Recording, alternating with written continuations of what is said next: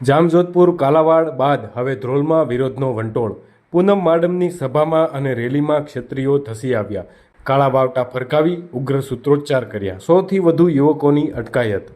ક્ષત્રિય સમાજ વિશેના પુરુષોત્તમ રૂપાલાના નિવેદનના કારણે સમગ્ર ક્ષત્રિય સમાજમાં ભયંકર રોષ ફાટી નીકળ્યો છે.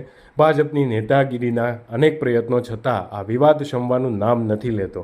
ઉલટાનો વિવાદ વકરતો જાય છે. ખાસ કરીને જામનગરમાં સતત વિરોધ કરવામાં આવી રહ્યો છે. જામજોધપુર કાલાવાડ નવાગામ ઘેડ બાદ ગતરોજ ધ્રોલમાં પૂનમબેનના રોડ શો અને સભામાં ક્ષત્રિયોએ વિરોધ કર્યો હતો. ધ્રોલમાં તો સભા સ્થળે ક્ષત્રિય યુવાનો ધસી ગયા હતા અને રૂપાલા હાય હાયના નારા લગાવ્યા હતા. તેમજ પૂનમબેનની રેલીમાં પણ ક્ષત્રિય યુવાનો ધસી આવ્યા હતા અને વિરોધ પ્રદર્શન કર્યું હતું, જેથી પોલીસે 100થી વધુ યુવાનોની અટકાયત કરી હતી. ગતરોજ સમગ્ર ધ્રોલ પોલીસ છાવણીમાં ફેરવાયું હતું. આજે ધ્રોલ શહેર ખાતે